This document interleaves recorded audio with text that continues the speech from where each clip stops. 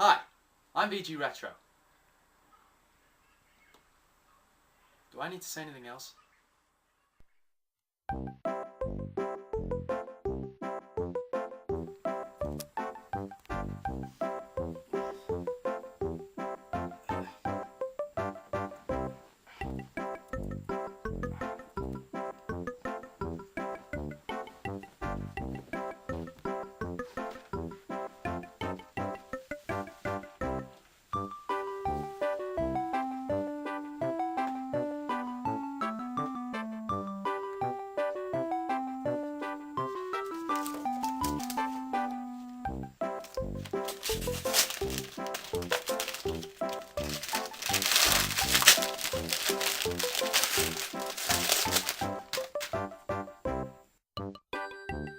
Oh boy, have I got a gift for you this Christmas.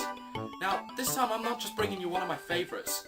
I'm bringing you one of the very games that actually started my childhood fantasy in video gaming. And this is Robocod. Now, before we begin, I want to quickly explain the concept behind this franchise. The character of this game is James Pond, a 007 parody working for the organisation FI5H. This game is the sequel to the first James Pond game, Underwater Agent, and instead of spoofing James Pond this time, Pond becomes a parody of Robocop. The plot of this game is that Pond's arch-nemesis, Dr. Maybe, has kidnapped Santa Claus and has taken over the North Pole, making dangerous toys and whatnot to defeat our hero. Kidnapped Santa? What the hell? This buttmunch has no right taking over Christmas, and it's my duty to save it!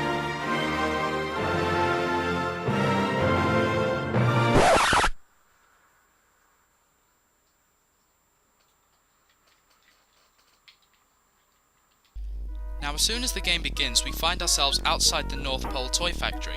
This bit works as a kind of adventure field. There are doors to enter, and you must enter and complete all of the levels within in order to reach the end of the game.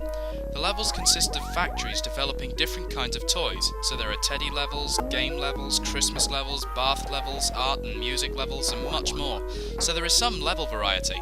These levels begin nice and simple, but you must remain cautious because they become very difficult pretty quickly if you're not careful. Now for the controls, they're pretty straightforward. Pressing B will make you jump, and I've got to say, it's a pretty high jump. And pressing C will allow you to stretch. You can use this move to climb onto ceilings or reach higher platforms. Do you know what the weird thing is about this move? You can stretch as far as you want. The distance is limitless. Robocod is awesome, man! They'll sim eat your heart out! As I was saying, to complete each level you must find the flashing pole-like things at the end of each part. There are sometimes hidden ones which will take you to bonus levels filled with plenty of goodies. And speaking of goodies, there are boxes in the levels that contain all kinds of presents which include stars, clocks, little penguin dolls, snowmen, flowers, and so on. They sometimes include a variety of different foods as well. This will include hot dogs, burgers, cheese, cherries, and even fried eggs. Oh my god, fried eggs?!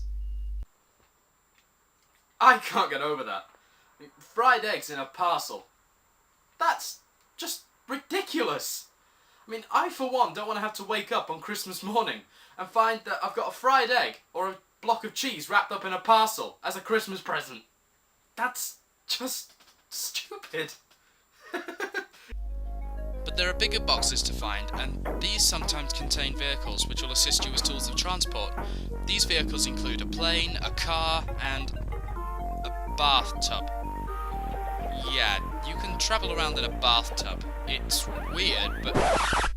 What the hell? Is Robocod really wearing a shower cap? He's a fish! He has no hair! Why is he doing that?! Anyway, these vehicles are not always available, so when you see these large boxes, be careful because they sometimes contain enemies. Enemies themselves are very weird. I mean, we have birds, we have worms, we have planes, we have trains, we have cars, we have the Licorice Allsort Man, we have snowmen, we have caterpillars, we have royal guards, flowers, and much more. I've got to mention that you can only have 4 lives throughout the game, and collecting health points, you can only carry about 8 at a time. Now, this sounds like you've got a lot of health, but let me tell you, you've still got to be very careful, because, as I said earlier, the levels get much harder, and one in particular is the games room. This level is unbelievably cruel. I mean, everything is out to kill you here. The bouncing blocks, the planes, the snowmen, the flying things. It's so annoying. Well, there's the checkpoint, so I'm just gonna bounce off this enemy. No! It killed me! That means I've only got one life left. Crap! I can't believe it. I mean, I've lost 4 lives in a continuing one single level, and I'm not even halfway through this damn game. Oh, what the hell? I'm still getting killed by these buggers? This game is going to be the end of me. But anyway, the rest of the levels in the game are self-explanatory. There really isn't much to say about them. It's all the same stuff over and over. You beat a level, you ride vehicles, kill enemies, and so on. So let's talk about the bosses. There is a boss after every 2 rooms you complete, and each has 10 hits. To hit them, all you do is jump on them. The first boss is a giant teddy bear which falls on you. The second boss is a giant car that spews little cars. Level 3 has a Queen of Hearts throwing cards at you. But the one boss I can't stand is the 4th boss. It's a ballerina. But that's not to say that I hate ballerinas, but what the hell is this level about? It's a mirror setting. You've got to hit the right ballerina, which is easier said than done. And if that's not tough enough, there is a mirror image of Robocod. So not only have you got to hit the right ballerina, you've also got to hit the right ballerina with the right Robocod. I mean, could it be any more complicated than that?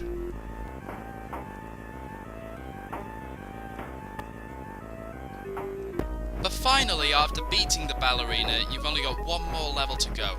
After beating it, we'll arrive at the final boss, a giant snowman. Well, isn't that creative? No, actually, no, it makes perfect sense. I mean, it's a Christmas game, and there are loads of snowmen in the game, so being the last boss as a snowman, it's pretty creative. It's alright, yeah? The only problem is the weakest boss in the game. Well, actually, I take that back. He does have less hits than the other enemies, but at least he's the hardest boss in the game, which is the way it should be. After beating the giant snowman, Dr. Maybe reveals himself and then makes a run for it. As he escapes, Santa throws a sack on him, knocking him down. Hang on. Santa was freed the whole time! The game's objective was to save him!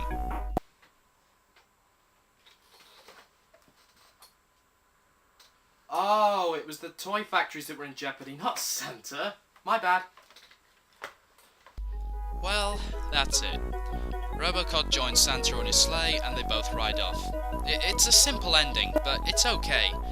In conclusion, this is a fantastic game. If it were not for this, I probably wouldn't be a gamer. So thanks, Robocod. Thanks for everything. This year has been great for me. You know, I want to take this opportunity to thank all my friends for making this possible. So that's to you, Dan, and Nikki,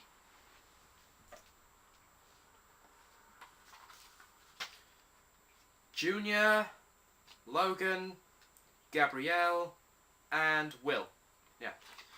That's to the rest of you as well. Merry Christmas and a Happy New Year.